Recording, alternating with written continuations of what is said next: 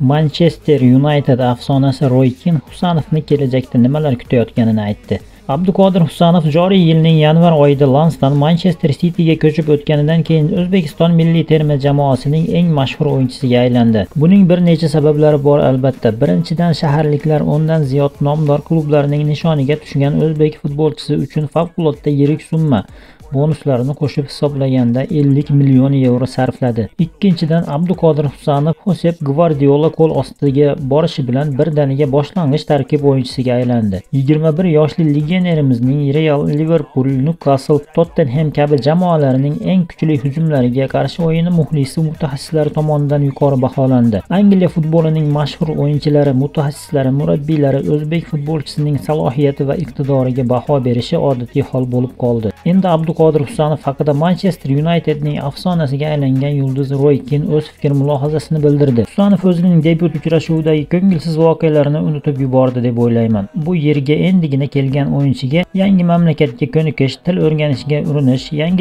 yangi jamoadoshlar bilan til topish oson kechmaydi. Men Abduqodirda hammasi iziga tushib ketganiga ishonaman. Bu o'yinchining debyuti og'ir o'tgani aniq, biroq bu holat futbolchi o'z boshidan o'tkazishi shart bo'lgan chaqiruv hisoblanadi. Husanov yaxshi o'yinchi va hali hamma narsa joyiga tushib ketadi. To'liq moslashib olishi uchun unga yana biroz vaqt kerak. Husanov yaqin kelajakda Manchester Cityning top o'yinchisiga aylanadi va bunga hech qanday shubham yo'q, dedi Roy Keane ITV telekanaliga bergan intervyusida.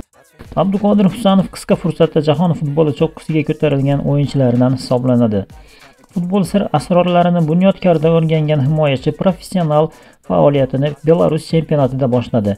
2022-yili Energetik BGU bilan ilk professional shartnomasini imzolagan futbolchi keyingi yilda Yevropaning top ligalaridan biri Fransiya chempionatiga yo'l oldi. Liga 1 o'yinlarida Lens sharafini 1,5 yil himoya qilgan Abduqodir Husanov 2025-yilning 20-yanvar kuni Manchester City futbolchisiga aylandi. 21 yoshli legionerimiz shaharliklar vakili sifatida Premier Liga, Angliya Kubogi va Yevropa Chempionlar Ligasida debyutini nishonladi.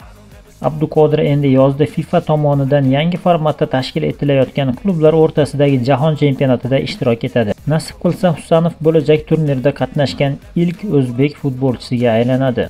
Eng muhimi esa Abduqodir Husanov O'zbekiston milliy terma jamoasi safida 2026-yilgi jahon chempionatiga yo'llanma olish arafasida turibdi. Mamlakatimiz bosh jamoasi mintaqaviy saralash turnirining 3-bosqichida o'z guruhida 17 ochko to'plagan holda 2-o'rinda bormoqda. Oldinda qolgan ikkita bahsda Birlashgan Arab Amirliklari bilan durang yoki Qatar ustidan qozoniladigan g'alaba ham futbolchilarimiz uchun jahon chempionati eshiklarini ochadi.